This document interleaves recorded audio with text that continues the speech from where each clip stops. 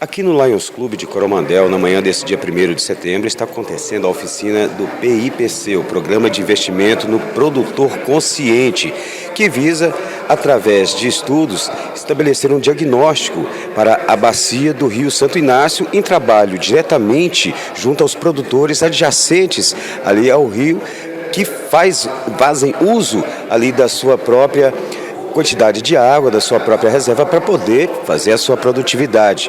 Estou conversando aqui agora com o prefeito Fernando Breno e uma importante reunião, principalmente para um rio que atende tantas famílias e a nossa região inteira aqui de Coromandel.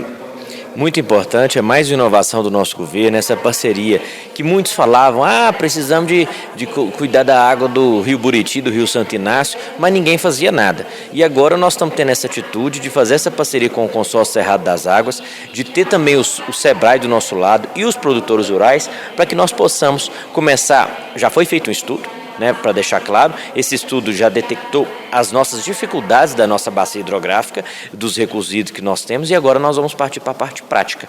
Essa é a primeira oficina, então uma parceria Prefeitura, SEBRAE e o Consórcio Cerrado das Águas, para a gente poder restabelecer e reestruturar o entorno do rio Buriti, que é o nosso captador de água, e também do Rio Santo Inácio. E o que já conseguiu ser levantado nesse período, nessas regiões? Já hoje foi apresentado aqui um estudo muito técnico, que a gente que é da área não entende muito, mas que é preocupante em algumas áreas e que nós temos que restabelecer com urgência. Mas é importante que esse trabalho de reestruturação, de reorganização dessas áreas, das matas ciliares, do entorno dos rios, que os produtores abracem esse projeto. É o que eu falei anteriormente. Abracem e multipliquem. Porque a Prefeitura já abraçou, o consórcio já abraçou, mas é importante que a iniciativa privada tenha a consciência da magnitude, porque não é um projeto para amanhã, para depois, mas é para as próximas gerações. Mas alguém tem que plantar essa semente e ela tem que germinar forte e também a sociedade abraçar. Até mesmo porque eles que estão bem próximos ali na bacia e a sua própria atuação pode contribuir para o sucesso ou não do projeto. Sem dúvida, cada ação, desde um impacto de uma água, de um curral, até do consumo próprio, tudo isso contribui para que essa bacia seja fortalecida ou enfraquecida, que aumente ou não a nossa água. Então, é isso que nós queremos implantar na cabeça das pessoas para a gente ter um sucesso nesse projeto. Nós conversamos agora com o gestor do meio ambiente, agronegócios, de toda essa pasta tão importante para o Coromandel, Leonardo Ramos. E, Léo, já foi feito esse estudo, a respeito da bacia aqui do Rio Santo Inácio. E quais os principais problemas que foram detectados e o que pode ser feito nesse montante dessa oficina tão importante aqui nessa reunião, como o próprio prefeito Fernando Breno disse, para trabalhar exatamente com o Buriti e com o Santo Inácio, que são tão importantes para a captação da água do nosso município. Bom, Carlinhos, bom dia. Nós estamos aqui em mais uma ação em conjunto com essa secretaria, com a nossa gestão, e é um prazer falar com vocês novamente. Bom, foi feito o trabalho que identificou a real situação da bacia do Rio Santo Inácio. São 65 mil hectares que foram avaliados, todos os pontos hídricos, qual é a situação produtiva da bacia, e dali identifica-se onde atuar na forma da preservação ambiental, onde atacar primeiro. Aqui a gente vai definir empresas públicas, a prefeitura, a gestão do agronegócio, multinacionais, empresas relacionadas à produção do café, da soja, do agronegócio como um todo, da pecuária. E a partir daqui vamos traçar estratégias e pontos específicos de atuar na preservação ambiental. O prefeito Fernando Breno também tocou no importante ponto de ter a colaboração dos próprios proprietários, dos próprios fazendeiros ali nas imediações dos rios, para que o projeto possa ser realizado com sucesso. Sem dúvida, a preocupação é da população como um todo, O que nós vamos deixar para os nossos filhos e netos? Então, a contrapartida dos produtores, seja em trabalho, seja financeira, em abrir as porteiras das fazendas, para a gente mostrar o trabalho que foi diagnosticado e criar propostas de melhoria e de ações em preservação a esses mananciais. Como é que está sendo, então, a recepção por parte deles? Isso vai acontecer agora, nesse momento, eles serão visitados e a proposta vai ser construída. Mas, sem dúvida, os produtores estão abertos os produtores são quem mais preservam. Então, às vezes não fazem melhor por não saberem, por desconhecimento. E essa é a proposta do consórcio, levar conhecimento, levar ações práticas e os produtores com certeza vão atender isso muito bem. E no caso tem essa plataforma Cerrado das Águas, gostaria que o senhor falasse um pouquinho dela. Bom, esse é um consórcio, né, de um grupo de pessoas e empresas preocupadas com o meio ambiente. Empresas financiam, o governo financia e é um compilado de informações, trabalho que foi realizado. Esse diagnóstico é um diagnóstico muito caro, aconteceu em Patrocínio, em Serra do Salitre e agora Coromandel.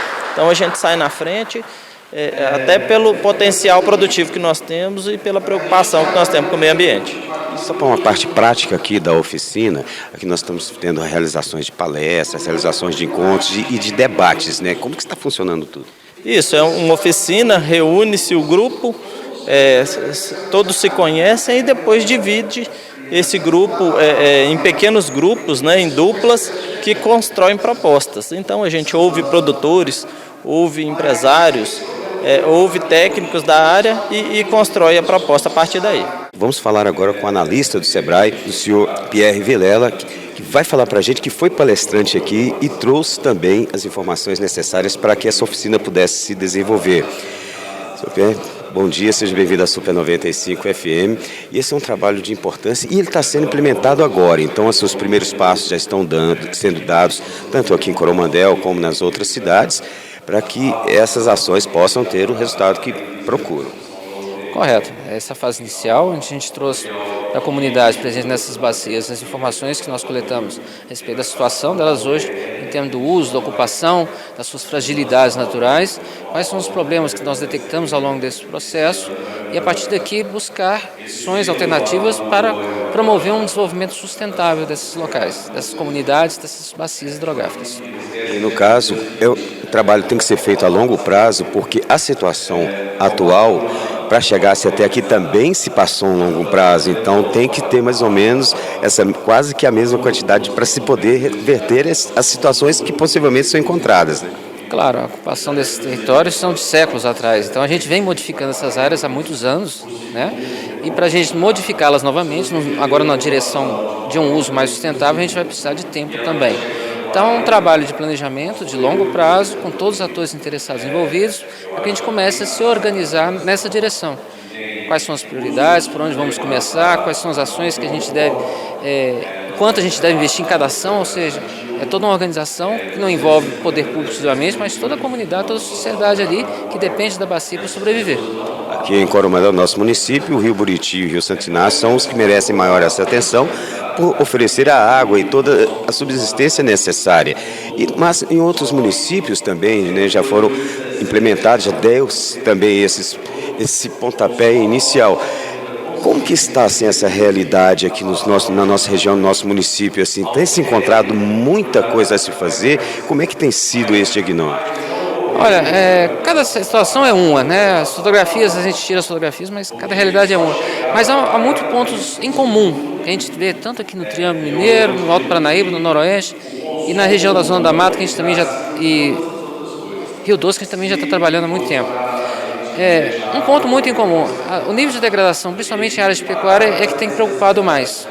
Certo? O pecuarista, infelizmente, não tem executado bem o trabalho de manejo e conservação de solos, e essas áreas acabam sendo mais críticas. E, de fato, a partir disso, desencadeia-se uma série de outros problemas, em termos de assoreamento de cursos d'água, perda de biodiversidade, etc., e que a gente precisa corrigir. Então, de fato, há problemas comuns, mas cada realidade é uma. A realidade do Rio Santo Inácio é bem característica da sua construção, da sua origem, né? E toda a moldagem que foi feita ao longo dos anos. E, naturalmente, a decisão a partir desse trabalho de o que fazer, quando fazer e como nos organizar para fazer. E no caso das matas ciliares, as APPs, áreas de proteção ambiental, como é que está essa situação aqui que vocês diagnosticaram? Bom, em termos gerais, a bacia até existe uma área de preservação bastante razoável. Quase 30% da bacia tem a vegetação sua preservada. O problema é que normalmente ela não está onde deveria estar. Ou o que a lei exige, que são o caso das APPs hídricas, né? A legislação exige a conservação dessas áreas, ou mesmo elas foram relegadas a áreas menos produtivas, de menor qualidade. Então muitas vezes ela não está no melhor lugar. O que a gente precisa então agora é ver as áreas que têm deficiência, se essa seria a prática correta, porque às vezes nem é recomendável voltar com essa prática agora, mas a gente voltar com essa revegetação aos poucos e garantir maior sustentabilidade e perenidade dos cursos d'água, que é o que a gente precisa. E só para nós finalizarmos, qual a expectativa, tanto do SEBRAE quanto do consórcio, quanto de todos os envolvidos para essa ação que começou-se agora? Bom, a expectativa é uma só, que de fato a gente consiga avançar, que isso não vire mais um estudo que fique guardado nas gavetas, nas lembranças das pessoas que aqui tiveram. Para isso, esforço, movimentação, organização, para todo mundo consciente do seu papel, cada um tem um papel e ele é relevante, e cada um possa juntar a sua pequena parte para construir um todo muito grande. São áreas muito grandes, nós estamos falando aqui de 65 mil hectares, só no Santo Inácio. Então tem muito trabalho, mas precisa principalmente de gente querendo fazer alguma coisa.